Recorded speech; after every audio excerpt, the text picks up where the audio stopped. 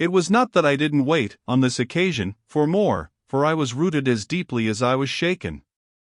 Was there a secret at Bly, a mystery of Udolpho, or an insane and unmentionable relative kept in unsuspected confinement? I can't say how long I turned it over, or how long, in a confusion of curiosity and dread, I remained where I had had my collision. I only recall that when I re-entered the house darkness had quite closed in. Agitation, in the interval, certainly had held me and driven me, for I must, in circling about the place, have walked 3 miles, but I was to be, later on, so much more overwhelmed that this mere dawn of alarm was a comparatively human chill. The most singular part of it, in fact, singular as the rest had been, was the part one became, in the hall, aware of in meeting Mrs. Groves. This picture comes back to me in the general train, the impression, as I received it on my return, of the wide white-paneled space, bright in the lamplight and with its portraits and red carpet, and of the good surprised look of my friend, which immediately told me she had missed me. It came to me straightway, under her contact, that, with plain heartiness, mere relieved anxiety at my appearance, she knew nothing whatever that could bear upon the incident I had there ready for her. I had not suspected in advance that her comfortable face would pull me up, and I somehow measured the importance of what I had seen by my thus finding myself hesitate to mention it. Scarce anything in the whole history seems to me so odd as this fact that my real beginning of fear was one, as I may say, with the instinct of sparing my companion. On the spot, accordingly, in the pleasant hall and with her eyes on me, I, for a reason that I couldn't then have phrased, achieved an inward resolution, offered a vague pretext for my lateness and, with the plea of the beauty of the night and of the heavy dew and wet feet, went as soon as possible to my room. Here it was another affair, here, for many days after, it was a queer affair enough. There were hours, from day to day, or at least there were moments, snatched even from clear duties, when I had to shut myself up to think. It was not so much yet that I was more nervous than I could bear to be as that I was remarkably afraid of becoming so, for the truth I had now to turn over was, simply and clearly, the truth that I could arrive at no account whatever of the visitor with whom I had been so inexplicably and yet, as it seemed to me, so intimately concerned. It took little time to see that I could sound without forms of inquiry and without exciting remark any domestic complications. The shock I had suffered must have sharpened all my senses. I felt sure, at the end of 3 days and as the result of mere closer attention, that I had not been practiced upon by the servants nor made the object of any game. Of whatever it was that I knew, nothing was known around me. There was but one sane inference: someone had taken a liberty rather gross. That was what, repeatedly, I dipped into my room and locked the door to say to myself. We had been, collectively, subject to an intrusion. Some unscrupulous traveler, curious in old houses, had made his way in unobserved, enjoyed the prospect from the best point of view, and then stolen out as he came. If he had given me such a bold hard stare, that was but a part of his indiscretion. The good thing, after all, was that we should surely see no more of him. This was not so good a thing, I admit, as not to leave me to judge that what, essentially, made nothing else much signify was simply my charming work. My charming work was just my life with Miles and Flora, and through nothing could I so like it as through feeling that I could throw myself into it in trouble. The attraction of my small charges was a constant joy, leading me to wonder afresh at the vanity of my original fears, the distaste I had begun by entertaining for the probable grey prose of my office. There was to be no grey prose, it appeared, and no long grind, so how could work not be charming that presented itself as daily beauty? It was all the romance of the nursery and the poetry of the schoolroom. I don't mean by this, of course, that we studied only fiction and verse. I mean I can express no otherwise the sort of interest my companions inspired. How can I describe that except by saying that instead of growing used to them, and it's a marvel for a governess, I call the sisterhood to witness, I made constant fresh discoveries. There was one direction, assuredly, in which these discoveries stopped. Deep obscurity continued to cover the region of the boys' conduct at school. It had been promptly given me, I have noted, to face that mystery without a pang. Perhaps even it would be nearer the truth to say that, without a word, he himself had cleared it up. He had made the whole charge absurd. My conclusion bloomed there with the real rose flush of his innocence. He was only too fine and fair for the little horrid, unclean schoolworld, and he had paid a price for it. I reflected acutely that the sense of such differences, such superiorities of quality, always, on the part of the majority, which could include even stupid, sordid headmasters, turn infallibly to the vindictive. Both the children had a gentleness, it was their only fault, and it never made Miles a muff, that kept them, how shall I express it, almost impersonal and certainly quite unpunishable. They were like the cherubs of the anecdote, who had, morally, at any rate, nothing to whack. I remember feeling with Miles in especial as if he had, as it were, no history.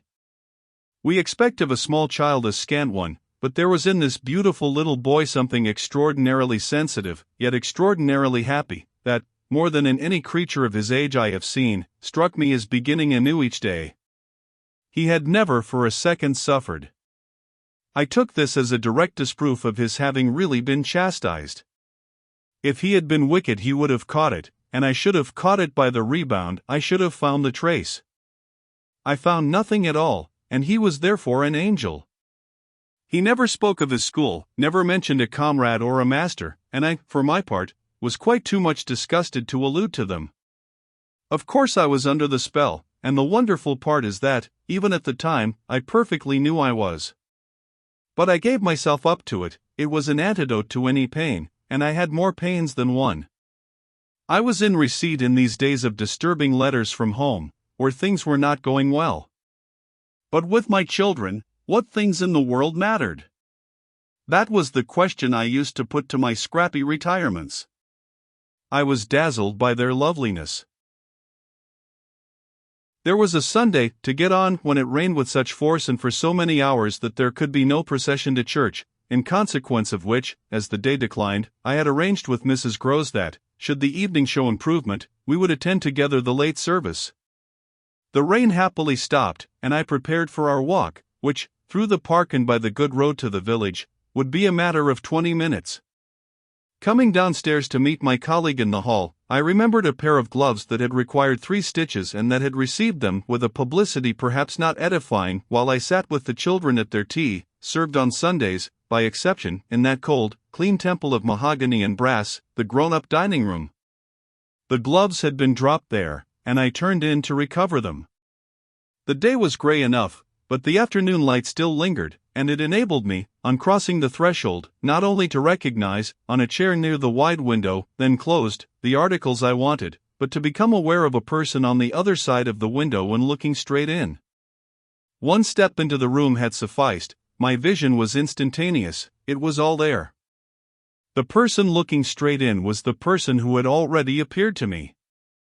He appeared thus again with I won't say greater distinctness, for that was impossible, but with a nearness that represented a forward stride in our intercourse and made me, as I met him, catch my breath and turn cold. He was the same, and seen, this time, as he had been seen before, from the waist up, the window, though the dining room was on the ground floor, not going down to the terrace on which he stood. His face was close to the glass, yet the effect of this better view was, strangely, only to show me how intense the former had been. He remained but a few seconds long enough to convince me he also saw and recognized, but it was as if I had been looking at him for years and had known him always. Something, however, happened this time that had not happened before. His stare into my face, through the glass and across the room, was as deep and hard as then, but it quitted me for a moment during which I could still watch it, see it fix successively several other things. On the spot there came to me the added shock of a certitude that it was not for me he had come there. He had come for someone else. The flash of this knowledge, for it was knowledge in the midst of dread, produced in me the most extraordinary effect, started as I stood there, a sudden vibration of duty and courage. I say courage because I was beyond all doubt already far gone. I bounded straight out of the door again, reached that of the house, got, in an instant, upon the drive, and, passing along the terrace as fast as I could rush, turned a corner and came full in sight. But it was in sight of nothing now, my visitor had vanished. I stopped, I almost dropped, with the real relief of this, but I took in the whole scene. I gave him time to reappear. I call it time, but how long was it? I can't speak to the purpose today of the duration of these things. That kind of measure must have left me, they couldn't have lasted as they actually appeared to me to last. The terrace and the whole place, the lawn and the garden beyond it, all I could see of the park, were empty with a great emptiness. There were shrubberies and big trees, but I remember the clear assurance I felt that none of them concealed him. He was there or was not there if I didn't see him. I got hold of this, then, instinctively, instead of returning as I had come, went to the window. It was confusedly present to me that I ought to place myself where he had stood. I did so. I applied my face to the pane and looked, as he had looked, into the room. As if, at this moment, to show me exactly what his range had been, Mrs. Groves, as I had done for himself just before, came in from the hall. With this I had the full image of a repetition of what had already occurred. She saw me as I had seen my own visitant. She pulled up short as I had done. I gave her something of the shock that I had received. She turned white, and this made me ask myself if I had blanched as much. She stared, in short, and retreated on just my lines, and I knew she had then passed out and come round to me and that I should presently meet her. I remained where I was, and while I waited I thought of more things than one. But there's only one I take space to mention. I wondered why she should be scared.